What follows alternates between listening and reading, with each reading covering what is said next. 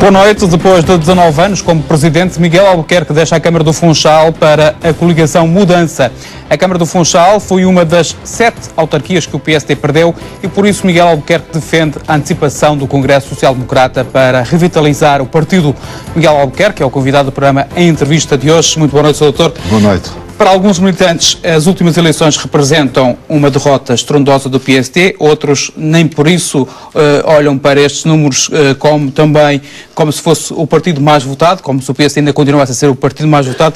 Na sua opinião, que análise é que faz destes dados? Há de facto aqui uma derrota estrondosa do PSD? Eu acho que não vale a pena nós dizermos que o Sol é que anda à volta da Terra, quando é o contrário. E a verdade é que o PSD perdeu 7 câmaras, não ganhou ou perdeu 22 juntas de freguesia e nestas eleições perdeu 25 mil votos relativamente às eleições anteriores, sendo esta uma consequência de um ciclo que já se arrasta há 6 anos, onde o PSD perdeu cerca de 40 mil votos. Portanto, o meu ponto de vista é que este foi essencialmente um resultado muito claro de contestação à liderança do PSD e às políticas ou não políticas que têm sido perseguidas por esta liderança. Portanto, eu neste momento acho que é fundamental o PSD se revitalizar, se renovar, se abrir à sociedade, se reconciliar com a sociedade, ter um comportamento de humildade democrática e estabelecer de facto um programa reformista de governo moderno e atual, captando aqueles que são as forças ativas da nossa sociedade para esta causa. E quanto mais tempo o PSD demorar a fazer essa mudança, que a mudança, aliás, que eu já propus no último Congresso Eletivo, aliás, a minha moção era denominada Tempo de Mudança, exatamente porque já se constatava, quem anda na rua, não é? Porque há muita gente que neste momento faz parte da nomenclatura do partido, que não anda na rua, anda dentro dos carros pretos ou anda cercada da polícia, portanto não fala com o povo. E a verdade é esta, não é o povo que tem que compreender o PSD Madeira, o PSD Madeira é que tem que compreender o povo. O PSD Madeira bateu no fundo? Não bateu no fundo, nós não podemos entrar aqui numa situação de autofagia do partido. Eu acho que neste momento o que é fundamental é, como em qualquer partido democrático, constatamos que houve uma saturação desta liderança, uma saturação das políticas que foram perseguidas e neste momento é preciso mudar de uma forma democrática e de uma forma plural, porque o partido não deve agir da forma como tem agido até agora. De uma forma sectária, excluindo as pessoas, insultando as pessoas, fazendo aquilo que se faz através, por exemplo, do Jornal da Madeira, que é uma autêntica vergonha, que é uma situação de terceiro mundo, e encarar, de facto, aquilo que qualquer partido democrático deve encarar. Quem é soberano num partido democrático são os militantes. E se, de facto, os militantes entendem, face a esta situação que o partido vive, que é uma situação de emergência, é uma situação onde o Partido Social Democrata da Madeira perdeu os grandes poderes de proximidade que tem com a população, que são as autarquias locais, não vale a pena estarmos a enganar a nós próprios. Portanto, e quanto mais cedo se proceder a esta mudança, a esta clarificação, melhor é para o partido. Está a dizer que falta cultura democrática dentro do PSD Madeira? Da parte da direção é óbvio que tem faltado, porque esta direção, em vez de unir o partido dentro da pluralidade, abrir o partido ao diálogo, transformou o partido numa panela de pressão, excluiu pessoas, excluiu militantes, estigmatizou outros e isto de facto vai causando fraturas dentro do partido. Quando fala da direção está-se a referir a quem? Ao Dr. Alberto São Jardim ou a mais pessoas? Ao Dr. Alberto São Jardim, como é óbvio, não estamos aqui com uma falinhas mansas. Eu cá digo as coisas como elas são, não me ponho com eufemismos. A minha opinião é esta. E neste sentido, é fundamental neste momento nós reganharmos ou conseguirmos revitalizar o partido. Temos que fazer muito rapidamente. O partido precisa de se reconciliar consigo próprio e se reconciliar com a sociedade. E nós não temos muito tempo. E porquê? Porque face a esta derrota, perdendo os poderes de proximidade que são as principais autarquias da região, neste momento esse trabalho tem que ser feito muito rapidamente. Caso contrário, se o partido continuar a adiar as suas soluções e não encarar os problemas de frente, vai entregar o poder regional, como aliás entregou parte das autarquias agora à oposição. Há um caso que marca hoje a atualidade. José Pedro Pereira, o deputado que hoje passou a deputado independente, diz que se transformou esta derrota numa expressiva vitória e vai mais longe nas críticas. Diz também que sai porque não pode continuar a compactuar com um partido político que é dominado por vaidades de uns e por interesses de outros. Concorda que há interesses instalados no interior do PSD Madeira? Eu acho que neste momento o que o partido precisa, eu acho acho que fui a primeira pessoa, penso, a pôr claramente, quando apresentei a minha moção o ano passado, aquilo que ia acontecer. E disse que o partido precisava de uma mudança, de uma reforma. Portanto, neste momento, o que está a acontecer é aquilo que se previa. O partido sofreu uma derrota nas urnas, clara. Hoje é um partido minoritário a nível municipal. E a situação, enquanto não for clarificada, vai-se começar as pessoas umas contra as outras. Eu acho que neste momento o partido o que tem que fazer é subscrever, e penso que esse é o apelo que eu faço, os militantes do partido têm que fazer o possível para antecipar o Congresso marcado para dezembro, no sentido de dotar o partido de uma renovação imprescindível, de uma mudança clara e, sobretudo, novas políticas para a região, porque o partido tem todas as condições, se for reformulado, se abrir à sociedade, se abrir à juventude. Nós temos uma juventude altamente qualificada, pessoas ótimas em tantas áreas, e o partido perdeu esses ativos. E neste momento tem que conquistar esses ativos.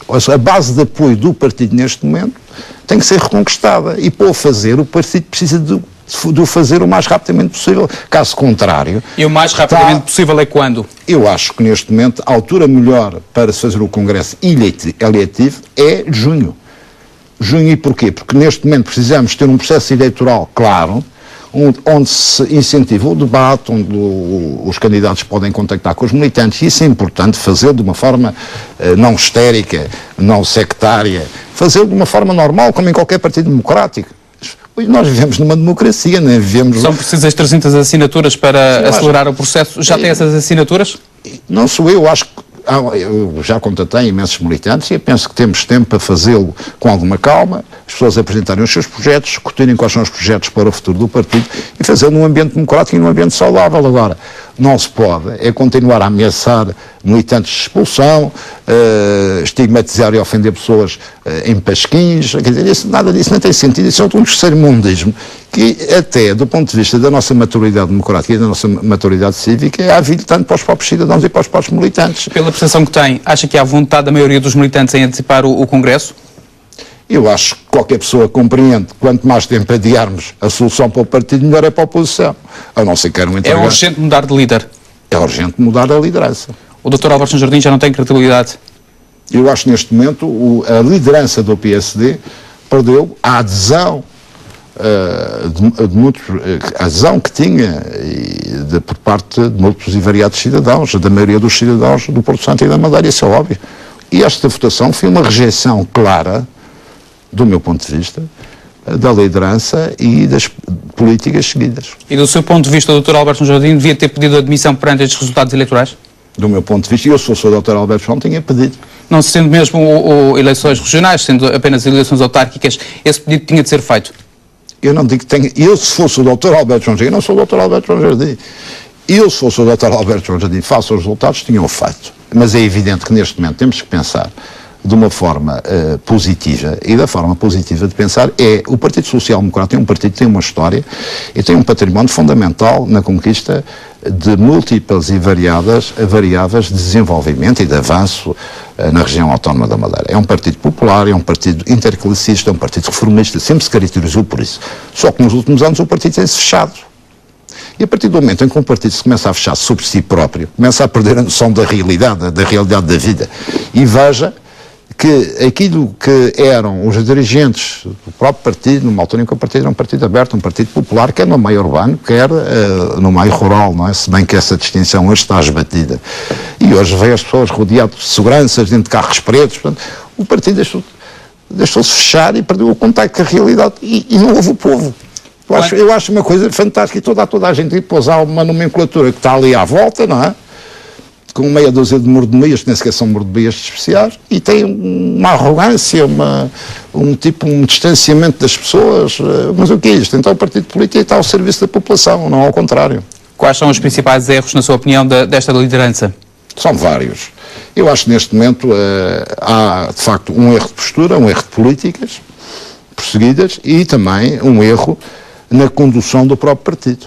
E esse erro é o afastamento das pessoas, múltiplas e variadas pessoas de valer, não se ouvir a sociedade civil é uma delas, não se ouve empresários, não se ouve ninguém, toma-se decisões de qualquer maneira e, sobretudo, também um grande distanciamento relativamente à própria realidade e à vida das pessoas no seu dia-a-dia.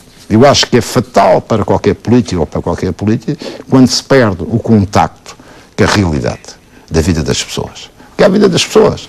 O que era um supermercado, eu costumo dizer, o grande herói ou a grande heroína portuguesa é uma mãe de família que vive com 600 euros. Eu acho que é um milagre no nosso país que estas pessoas conseguem fazer e pôr os seus filhos a estudar e etc, etc, etc. Ficou surpreendido com a análise aos resultados eleitorais feita pela Comissão Política Regional do PSD Madeira? Eu não sei se essa análise foi feita pela Comissão Política, se foi o próprio líder que escreveu um conjunto de considerações no Jornal da Madeira, tem 2 páginas no Jornal da Madeira, que são verdadeiramente hilariantes, portanto, aquilo nada tem a ver com o que se passou, até porque, quero dizer que múltiplos e variados autarcas, são pessoas boas, pessoas consideradas nas freguesias, perderam as eleições e que, do ponto de vista, tiveram uma rejeição nítida da liderança e não propriamente uma rejeição dos autarcas, porque há múltiplos e variados autarcas que são muito considerados pela população e que perderam as eleições. Humberto Vasconcelos, Simplício Pestana e João Pimenta estão a ser alvo de processos de expulsão do PSD. Este foi um dos temas abordado na reunião da Comissão Política. Como é que entende que autarcas que deram vitórias ao PSD incorram agora em processos disciplinares? Isso é uma verdadeira vergonha. Isso é uma verdadeira vergonha. Isso é uma regressão do ponto de vista cívico e político. E eu contesto frontalmente esta maneira de agir. Isto é uma forma pidesca, vergonhosa, de tratar pessoas que deram muito, não é o partido, que deram muito como cidadãos à sua terra e prestaram relevantes serviços públicos à Madeira. Eu acho que é uma vergonha se tratar as pessoas desta maneira. E é uma situação que me indigna, porque eu vivo... É um atentado à imagem do PSD? Eu acho que é mau para o PSD, mas é sobretudo mau para a nossa região e para a vida cívica e política da nossa região. Porque um dos problemas que nós estamos a viver hoje, e desculpe que lhe diga isto, é um problema de regressão cívica. Porque o problema não é só económico. Eu acho que o desenvolvimento de uma sociedade deve ser avaliada, aquilatada, relativamente aos comportamentos cívicos e aos comportamentos, portanto, à forma como se age. E isto, de facto, não abona em nada relativamente àquilo que se diz que é o desenvolvimento da Madeira. O Funchal, por exemplo, e a Madeira, é uma região cosmopolita, multicultural, moderna, europeia, e isto são comportamentos de terceiro mundo. Se um dia for eleito presidente do PSD, admite rever estes processos? São imediatamente revogados. Eu, aliás, a minha ideia será abrir o partido. Abrir o partido. As pessoas de boa vontade que queiram participar na vida cívica e política do partido. Acho que é muito importante nós abrirmos o partido à juventude. Acho que neste momento o partido devia estar representado em alguns órgãos, como eu aliás defendi, infelizmente não está, em termos de profissionalidade, ou seja, o órgão como o Conselho Regional deve refletir as diversas formas de pensar dentro do partido e as diversas tendências, por isso é que deve ser eleito por método de ontem, não por método maioritário, e veja bem que isso é fundamental para não desanuviar o próprio partido. Se as pessoas renovar os quadros do PSD? Com certeza que é preciso renovar, não é pegar nas pessoas que deram, também não é pôr as pessoas de lado, mas eu acho que neste momento que é fundamental o partido fazer essa renovação.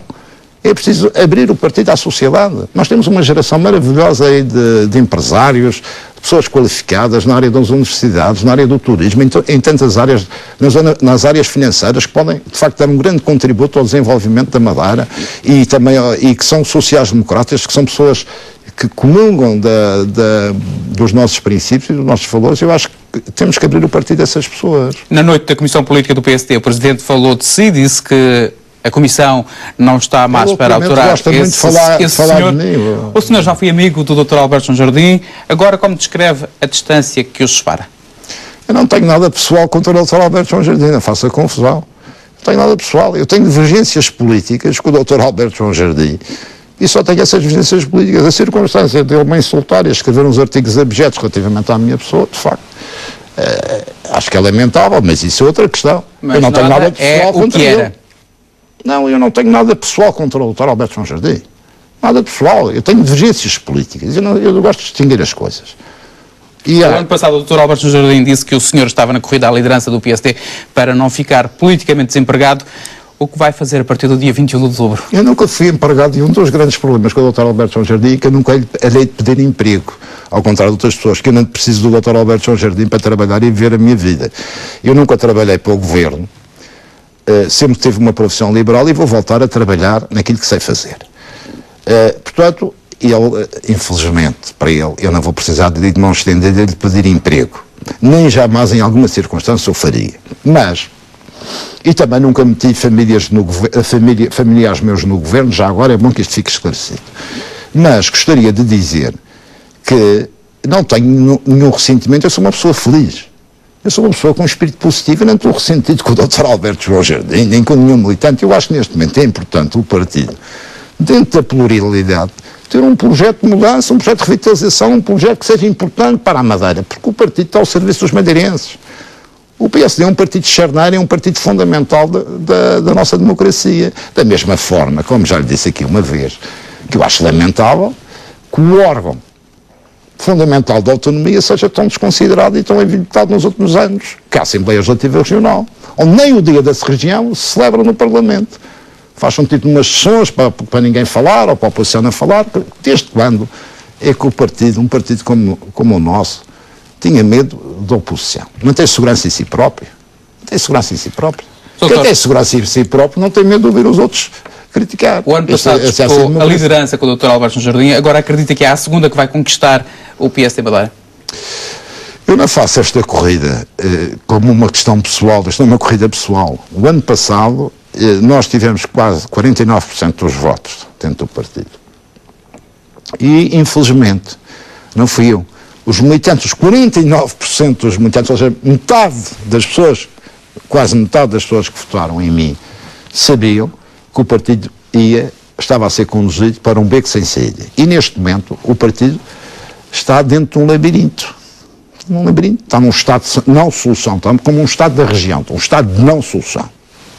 E neste momento o que é fundamental é apresentar um horizonte de esperança às pessoas, aos militantes e aos madeirenses. E nós temos, de facto, uma capacidade e temos pessoas muito válidas para apresentar um projeto de esperança e uma linha de rumo para a região. O nosso ciclo, há um tempo histórico importante para a Madeira, que faz parte do património do Partido Social Democrata e onde todos os dirigentes e o Dr. Alberto João Jardim tiveram um papel fundamental. Nós não podemos apagar a história. A história deve ser reconhecida. E houve, de facto, muitas pessoas que prestaram relevantes serviços públicos e que mudaram a Madeira. Mudaram a Madeira. Houve erros, como há em todo o processo histórico, mas essa evidência é incontornável. Agora, nós neste momento estamos perante um novo ciclo. E esse novo ciclo exige novas políticas, novos protagonistas, novas posturas, uma abertura à sociedade, para que o partido se afirme como o partido reformista. Já está a trabalhar na sua moção e no seu programa? Eu neste momento vou aguardar até o dia 21, que é a saída da minha saída formal, por assim dizer, da Câmara, e depois vou trabalhar, não é? E simultaneamente vou também desenvolver um trabalho de contacto com as bases do partido, com os militantes, com a sociedade em geral, no sentido de com calma, porque o partido precisa, sabe, nós não podemos tomar decisões precipitadas, nem é conveniente estar a atuar nestas questões com precipitação. Nós devemos atuar com ponderação, falar com as pessoas, ouvir os militantes, ouvir o que as pessoas querem e iniciar Como é que vê as candidaturas já anunciadas ou previamente anunciadas do Dr. Manuel António Correia e do Dr. Miguel de Sousa? Para já são dois militantes que dizem que a acontecer eleições antecipadas são capazes de apresentar um programa e uma candidatura. Isso é bom para o partido. Acho que é bom porque eu não tenho nenhum problema de debater essas questões e debater os diversos projetos. É bom para o partido que esse debate exista, é bom que existam diversos candidatos. Agora, quero deixar uma coisa aqui muito clara. Eu estou disponível para apresentar um projeto alternativo para o partido, mas dentro de um princípio fundamental. Que é qual? É o cumprimento da legalidade estatutária e a transparência e a equidade das circunstâncias no processo eleitoral. Eu acho que é uma questão fundamental o cumprimento estatutário. Os estatutos. Tem que haver igualdade de circunstâncias entre os candidatos, o que não aconteceu na última vez, onde toda a máquina do partido estava a favor do candidato Dr. Alberto João Jardim, onde não foi facultada a lista dos militantes, onde não se cumpriu metade das regras. Mas mesmo assim iam perdendo. Mesmo assim iam perdendo. Agora, eu não posso admitir em nome da verdade e do respeito que cada militante deve ter, porque no PSD não há nenhum militante mais importante do que outro. Nem o presidente do partido é mais importante do que o militante anónimo. Porque o presidente do partido exerce um cargo eletivo em determinadas circunstâncias temporais e dentro de um horizonte temporal muito determinado. Portanto, essa ideia que existe um senhor que manda e que pensa por toda a gente, isso é uma ideia absurda. Imaginemos que ganha o PSD, fica como presidente do PSD Madeira, vai convocar eleições antecipadas ou vai esperar que as eleições aconteçam em 2015 como estão programadas? Não há qualquer possibilidade de você ter um presidente do governo sem ter legitimidade. Isso é suicídio. Eu já disse isso outra vez. Portanto, o povo não aceita uma pessoa a mandar que não esteja legitimidade nas urnas. Tem que ter a legitimidade nas urnas. Lembra-se o que aconteceu ao Pedro Santana Lopes? Lembra-se o que aconteceu ao Pedro Santana Lopes? Caiu ao fim do mês. Não. Uma vez concluído o processo eleitoral, há uma candidatura. O líder do partido deve ser candidato a presidente do governo e não há que ter medo de eleições. Não há que ter medo do voto, a não ser que o Partido Social Democrata agora fique com medo de eleições. Que isso também. Já tem medo de ouvir a oposição. Não consegue rebater os seus argumentos no Parlamento. Agora também tem medo da oposição. Eu não tenho medo nenhum da oposição. Eu acho que nós temos uma potencialidade para voltar a conquistar a Madeira com outros métodos, com outras políticas e com outros protagonistas. Acho que o partido tem, de facto, uma base popular muito forte, que está ainda muito bem enraizada. Agora, não podemos adiar as soluções, porque se adiarmos as soluções, essa base popular, essa base de simpatia que o partido ainda tem, vai perdê-la. E a favor da oposição, porque a oposição neste momento tem os poderes de proximidade na mão. Ainda é possível o PSD ter maioria absoluta nas próximas eleições regionais? Mas se não tiver também não há drama. Porque eu costumo dizer que, agora quando foi a história das eleições, eu sempre governei as câmaras com maioria absoluta e acho que tem condições para tê-la. Mas eu na altura até disse, olha, em 200 câmaras do país, 200 não têm maioria absoluta, são governados sem maioria absoluta, faz parte das regras democráticas. Portanto, há sempre possibilidades. Eu acho que neste momento é importante... Possibilidades de fazer uma coligação? Há sempre possibilidades em democracia de se fazer entendimentos para conseguir as bases de governação. É preciso saber fazê-los. E eu até lhe vou dizer, eu sempre tive maioria absoluta. Na Câmara, você sabe, eu tive quase 53% na última eleição. Mas nunca tive nenhum problema de ter oposição no Executivo Camarário de várias questões ao Executivo Camarário. Porquê? Porque a dificuldade, você governar com prepotência, você governa em qualquer circunstância. Você já teve exemplos no país, você durante 40 anos tinha uma polícia política, você tomava decisões, se alguém contestasse, metia na cadeia ou exilava para Cabo Verde ou para o Tarrafal. Portanto, não havia problemas. Governar em ditadura é simples. Agora, governar em democracia é mais complicado, porque exige o princípio do presidente do Governo Regional da Madeira. Eu vou-me candidatar à eleição, se estiverem reunidas as condições de legalidade estatutária, volto a frisar isto é muito importante, porque se essas condições não estiverem asseguradas, se o partido, e digo isto porque já ouvi uns rumores a dizer que andam a meter militantes a favor deste e daquele, e nós não temos acesso a nada, eu não sei nada do que se passa dentro do partido. É preciso começar a acontecer, e é bom que não aconteça. Então, o partido está completamente destruído. Se o partido não tem regras, como qualquer associação política de interesse público, se essas regras são violadas e não são cumpridas, então cai pela base todos os princípios orientadores desta instituição enquanto instituição democrática e ativa politicamente. Portanto, eu quero frisar isto. Eu só serei candidato se essas regras estiverem cumpridas. E denunciarei qualquer falcatrua que se tente fazer. O senhor já teve divergências profundas com o vice-presidente do Governo Regional da Madeira, o Dr. João Cunha Silva, que um dia falou de negociatas na Câmara do Funchal. Essas declarações provocaram um inquérito para dissipar eventuais dúvidas. Essas divergências com o Dr. João Cunha Silva já estão sanadas?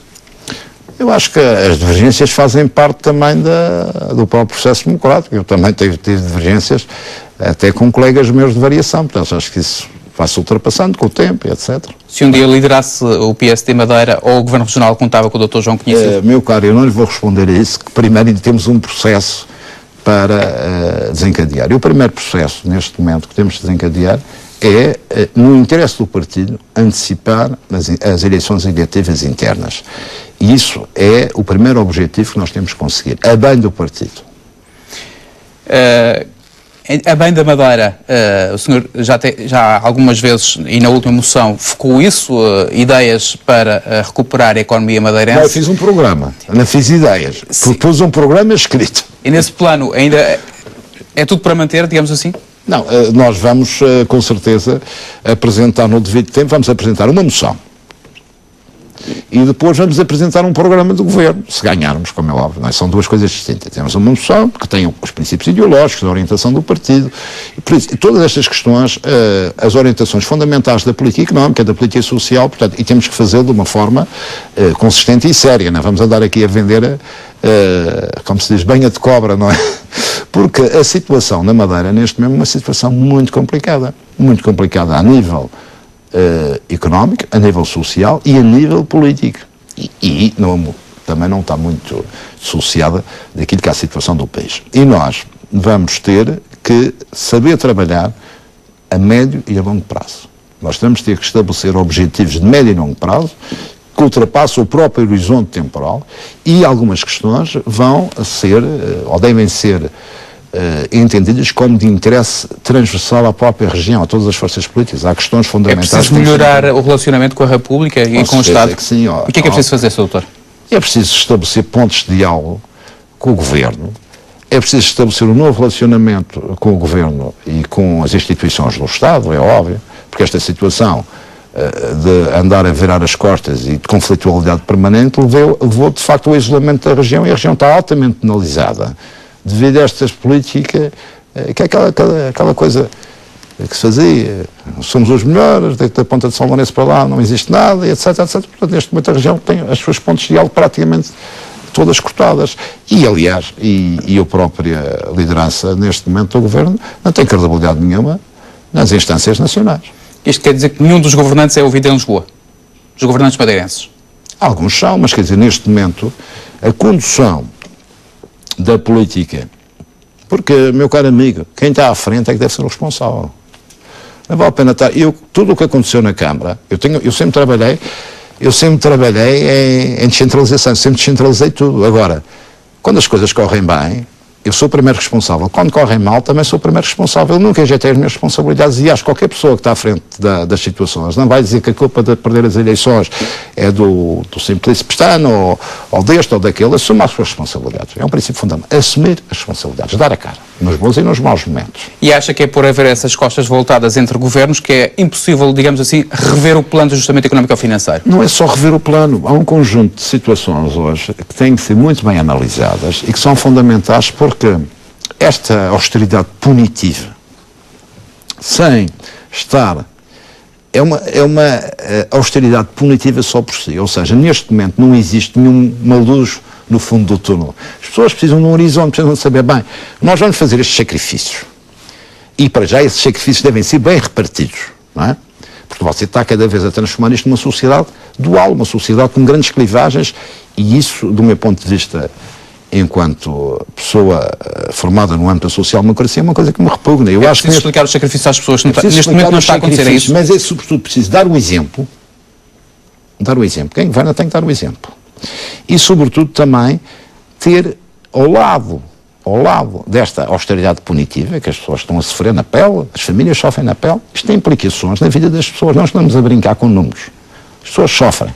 As pessoas vivem, veem o seu nível de vida descer, as pessoas têm filhos, as pessoas perdem a esperança, e neste momento é preciso encontrar uma alternativa e dizer, bem, estes sacrifícios são feitos em nome de assegurarmos um plano de crescimento e desenvolvimento nestas áreas, no sentido dos nossos filhos, dos nossos netos e nós próprios, num horizonte de vida de X anos, termos, de facto, uma vida melhor e termos um horizonte de crescimento e de empregabilidade. Porque essa é uma crítica que faz aos governos da Madeira e da República, deduzo. Eu acho que neste momento, eu fui a primeira pessoa, você sabe, aqui, a criticar este plano de ajustamento. Eu acho que este plano de ajustamento foi um plano feito, como você sabe, assinado depois das eleições de 2011, e é um plano que, de facto, não leva em linha de conta aquilo que é fundamental em qualquer política, que é uma linha de rumo e uma esperança. E como aqui olha para as medidas de austeridade anunciadas pelo Governo da República para o próximo ano, fala-se que pode haver um corte nos salários dos funcionários públicos a rondar os 10% para quem ganha mais de 600 euros. Temos austeridade a mais? A austeridade pode matar, digamos, o remédio pode matar o doente? Eu acho que neste momento a Europa porque isto tem que ser analisado não só a nível nacional. Eu acho que nós temos que ter um debate em Portugal que não existe. Porque o que se discute aqui hoje é números, finanças. Nós todos sabemos que Portugal perdia 78 mil milhões de euros para não ir à bancarrota, sabemos como é que qual a taxa de juros, quanto é que estamos a pagar de juros, qual o prazo, mas é uma questão fundamental.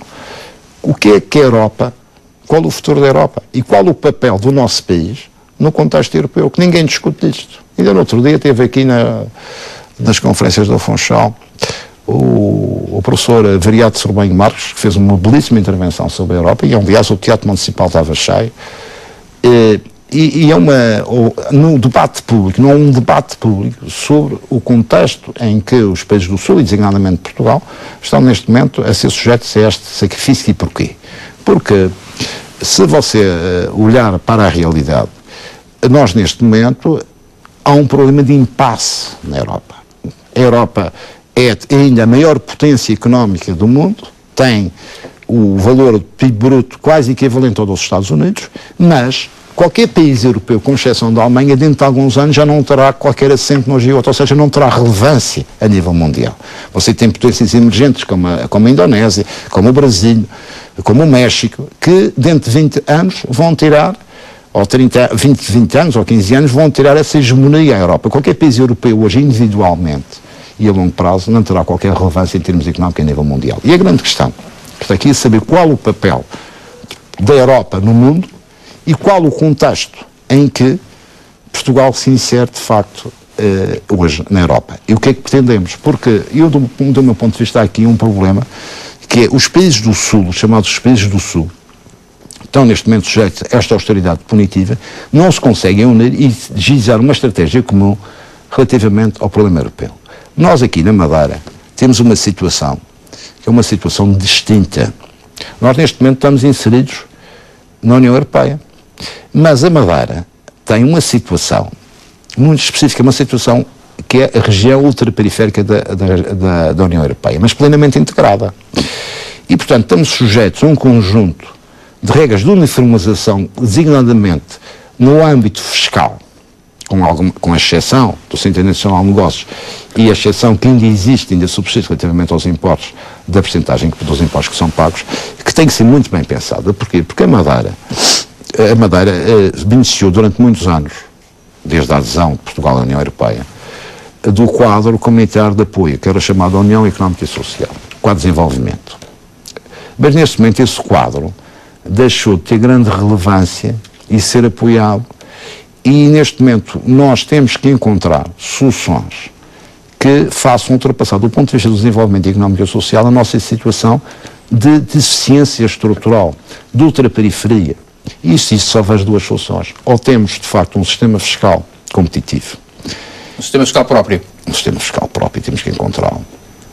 Porque nós não temos hipótese nenhuma de termos economias industriais de escala. Nós não podemos ter economias de escala, até porque temos um ecossistema muito frágil, o ecossistema ecológico e paisagístico, estamos a 980 km. E a outra solução seria?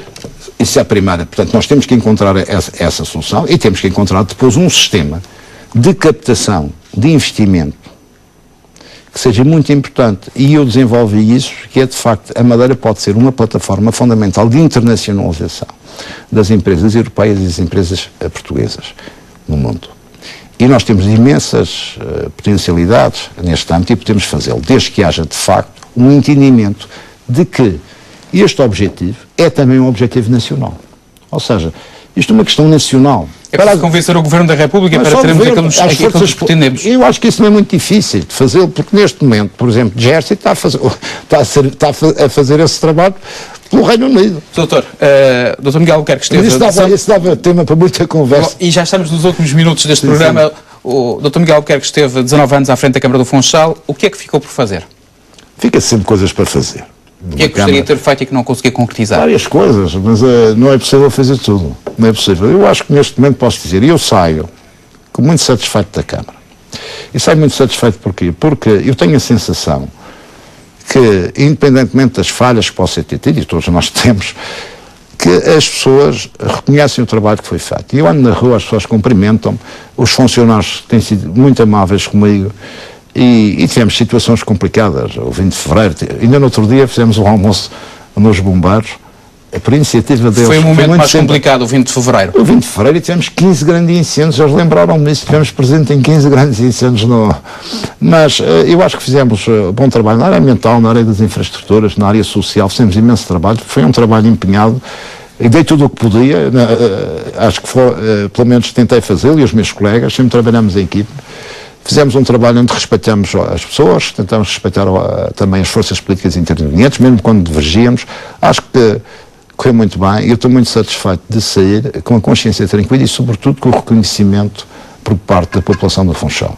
Porque eu, da parte da população do Funchal, sempre tive as minhas considerações e sempre teve grandes gestos de simpatia. Ando na rua, vou a qualquer lado, as pessoas são muito simpáticas, nunca tive nenhum problema e isso é bom.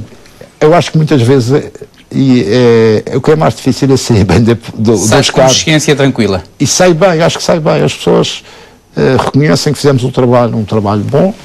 É óbvio que as coisas mudam e neste momento também é bom eu mudar. Dr. Miguel Albuquerque, obrigado. Muito obrigado por ter vindo à RTP. Nós colocamos um ponto final neste programa de entrevista. Assim especial, desejo uma boa noite.